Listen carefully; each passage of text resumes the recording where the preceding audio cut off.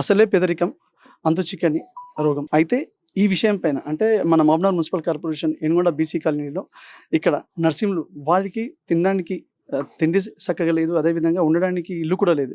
ఇలాంటి చాలా ఘోరమైన పరిస్థితులు. వాళ్ళ కూతురికి ఒక అంతు చిక్కని ఒక పెద్ద వ్యాధి వచ్చింది. అసలు ఎందుకు ఏమైంది? అసలు ఏమవుతుందో ఆలోచించని అంటే వాళ్ళకి తెలియదు ఆ రోగం. తెలుసుకున్నా దానికి భరించే స్తోమత కూడా లేని పరిస్థితి. అయితే ఈ విషయం గురించి మహబూబ్‌నగర్‌లోని నాయకులు స్పందించి వారికి అంటే ఒక మంచి హృదయంతో వారికి ఏదైనా సేవ చేయాలని మనం ఇటీవల ఆర్టిక్ న్యూస్ వేదికగా ఒక స్టోరీ చేయడం జరిగింది.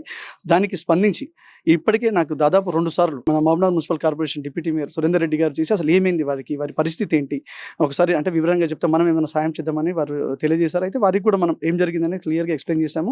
సో దాంతో ఈరోజు వాళ్ళు మార్నింగ్ ఫోన్ చేసి మేము అక్కడికి వస్తున్నాము, ఒకసారి ఏందని ఒకసారి చూద్దామని మనకు చెప్పాను. మేము అడ్రస్ కూడా చెప్పాము. అయితే Mahabubnagar municipal corporation deputy mayor Marepalli Surender Reddy గారు ఈరోజు ఇక్కడ నర్సింహులు మహేశ్వరి దంపతులకు ఎవరైతే దీపికకు ఆమెకి అనారోగ్యం ఉందో ఒక హెల్త్ ప్రాబ్లమ్ అయ్యి ఆటోమేటిక్గా కాలు చెయ్యి పడిపోవడం కానీ చెవులు వినబడకపోవడం మాటలు కూడా కరెక్ట్ రాకపోవడం అండ్ లోయర్ పార్ట్స్ ఏవైతే ఉన్నాయో అవన్నీ కూడా అంటే కరెక్ట్ పనిచేయకపోవడం ఇవన్నీ ఉన్నాయి. దాని గురించి వాళ్ళు ఇక్కడికి రావడం జరిగింది. వారికి ఏదైనా సాయం చేద్దామని. అసలు ఏం జరిగింది, వాళ్ళ సిచ్యువేషన్ ఏంటి, ఎలా ఉంది, వారికి ఏం అంటే ఎలాంటి హామీ ఇచ్చారు డిప్యూటీ మేయర్ గారి మాటలో తెలుసుకుందాం. అన్న నమస్తే అన్న.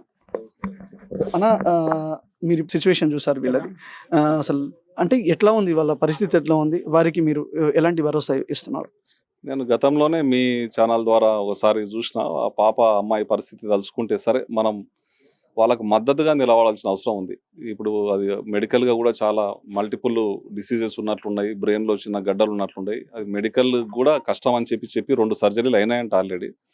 ప్రస్తుతానికి వాళ్ళకు ఒక భరోసా, ఒక మద్దతు, ఒక బలం కావాలి. ఎందుకంటే ఈ పిల్లలందరూ కూడా, ఈ ఏజ్ పిల్లలందరూ కూడా ఇప్పుడు కాలేజీలలో చదువుకుంటున్నారు. తల్లికి భయంకరమైన గుండె బాధ అంటే భరించలేని బాధతోన ఇప్పుడు ఆ ఏజ్ పిల్లలను చూస్తూ ఉంటే మా పాపకి ఇట్లా అయిపోయిందని చెప్పి తల్లిదండ్రులు బాధపడడం, దానికి కూడా మెడికల్ కూడా ఎక్కడ ట్రీట్మెంట్ లేకపోవడం, ఉన్న ట్రీట్మెంట్లు కూడా అయిపోవడం, ఇప్పుడు చేసే పరిస్థితి కూడా లేదు అన్నప్పుడు వాళ్ళకు ట్యాబ్లెట్ల ద్వారానే ఏదో జరుగుతుంది. కానీ భార్య భర్త ఇప్పుడు మహేశ్వరమ్మ నరసింహులు ఇద్దరు కూడా ఈ పాపకి అంకితం అయిపోవడం, ఆర్థికంగా చితికిపోవడం, మనం ఏదో చేయడం వల్ల వాళ్ళకి ఏదో అవుతుందని కాదు, ఆ తల్లిదండ్రుల బాధను మనం కూడా పంచుకోవడం. ఎందుకంటే తల్లిదండ్రులకు ఆస్తే పిల్లలు, ఆ పిల్లలు బాగుపడితే వాళ్ళు ఆనందపడతారు. ఆ పిల్లల పరిస్థితి అట్లా అయిపోయింది అన్నప్పుడు తల్లిదండ్రులకు గుండె బాధ చాలా ఉంటుంది. మనం దాన్ని ఏదో తీర్చినట్లు ఆర్చినట్లు అని కాదు, కానీ వాళ్ళకు భరోసా కల్పించాలి. దాంట్లో భాగంగా ఈరోజు రావడం జరిగింది. ఆర్థికంగా కొంత వాళ్ళకి ఏదైనా వెసులుబాటు ఉంటుందని ఒక 50,000 రూపాయలు సాయం చేయడం జరిగింది. ముందర కూడా నేను చేసేది పెద్ద విషయం కాదు, వాళ్ళకి ఏదో పెద్ద బలం వస్తుందని కాదు, కానీ వాళ్ళకు ముందర కూడా ఎంతోమంది దాతలు, వాళ్ళ కుటుంబానికి పెద్ద నాయకులు, దాతలు, బిజినెస్ మ్యాన్లు ఆదుకోవాలి. వాళ్ళ కుటుంబానికి ఏదైనా భరోసా కల్పించాలి. వాళ్ళకి ఇల్లు కూడా లేదు, రెంటింట్లో ఉండరని చెప్తా ఉన్నారు. వాళ్లకు ఆర్థికంగా ఇంటి విషయంలో కూడా ఎమ్మెల్యే గారితో మాట్లాడి, లోకల్ కార్పొరేటర్ గారు నరసింహులు గారు ఉన్నారు, మేమందరం కూడా మాట్లాడుకొని డబుల్ బెడ్రూమ్ ఇల్లా లేకుంటే ఏదా కలెక్టర్ గారికి ఎమ్మెల్యే గారికి తీసుకుపోయి ఖచ్చితంగా మనసు పెట్టి వాళ్ళకి పనిచేయాలని అయితే ఆ భగవంతుడు కూడా మాకు ఆ బలం ఇవ్వాలని మేము కోరుకుంటా ఉన్నాం. ఖచ్చితంగా వాళ్ళకు డబుల్ బెడ్రూమ్ ఇంటి విషయంలో కానీ ఇల్లు విషయంలో కానీ మేము ఎంబడి ఉంటాం. ఆర్థికంగా కూడా మేము ఇప్పుడు చెప్పినాం, వాళ్ళకు ఏ పని చేసుకునే పరిస్థితి లేదు కూడా మా చేతనైనంత మేర మేము కొద్దిగా సాయం చేసుకుంటూ ఉండాలని ఒకటి ఉంది. నేను ఒకటి ఏం చెప్తున్నా అంటే, ఒక్కరు చేస్తే అయిపోయేది కాదు ఇటువంటి బాధ.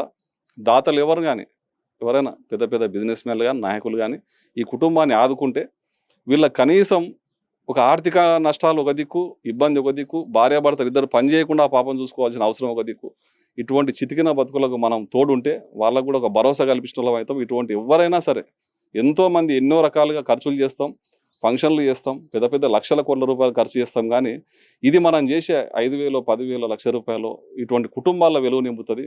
అందరూ దయచేసి ఇటువంటి పరిస్థితులు ఉన్నప్పుడు ఆదరించండి, వాళ్ళను గట్టిగా వాళ్ళకు బలం చేకూర్చండి. వాళ్ళ కుటుంబాల్లో కూడా మేమంతా సమాజం అంతా మీ వెనక ఉన్నదని ఒక మెసేజ్ ఇవ్వకపోతే రాబో కాలంలో ఎన్నో వేస్ట్ చేస్తున్న పైసలు కూడా మనం చూస్తూ ఉంటాం. కానీ ఇటువంటి వాళ్ళకు అండగా ఉండాలని చెప్పి వాళ్ళందరినీ నా తరఫున కోరుతా ఉన్నా. నేను ఎప్పటికి కూడా వాళ్ళకి అందుబాటులో ఏ కష్టం వచ్చినా సరే నేను వెంబడి ఉంటానని చెప్పి మీ ముందు మాటిస్తాము. థ్యాంక్ యూ అన్న. ఎందుకంటే ఇట్లాంటి ఇష్యూ జరిగినప్పుడు మాకు 100% నమ్మకం ఉండి మీరు వస్తారు అని అనుకున్నాము. అంటే ఆశించిన మీరకే మీరు కూడా మాకు కాల్ చేసిండ్రు, మీరు వచ్చిండ్రు. 100% అంటే మీరు వచ్చిండ్రు కాబట్టి నెక్స్ట్ కూడా ఇంకెవరైనా చేయడానికి వస్తారన్న.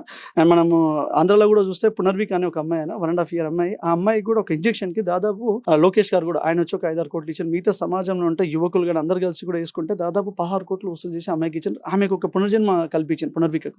సో అదేవిధంగా మీరు కూడా వచ్చారు, డెఫినెట్గా నేను అనుకుంటున్నాను మిగతా లీడర్లు కూడా ఎవరైనా వచ్చి వాళ్ళకి తోచినంత ఎంతో సాయం చేసి వీళ్ళకి మేము ఉన్నాము, మీకు ఏమైతే ఒక అన్నలాగా మేము ఉన్నాము అని మీరు ధైర్యం ఇచ్చి మిగతా వాళ్ళు కూడా వస్తారని మేము ఆశిస్తున్నాం అన్న. థ్యాంక్ యూ అన్న. ఇంకో విషయం ఏంటంటే వీళ్ళకి ఆ భగవంతుడు కూడా వీళ్ళకి ఆ ధైర్యము, ఆ శక్తి, ఆ మనోధైర్యం ఇవ్వాలని కోరుకుంటా ఉన్నాం. ఆ పాపకు సేవ చేయడానికి కూడా చాలా మనోధైర్యం కావాలి. ఆ తల్లికి ఆ గుండె బలం, ఆ భగవంతుడు సమాజం నుంచి రావాలి.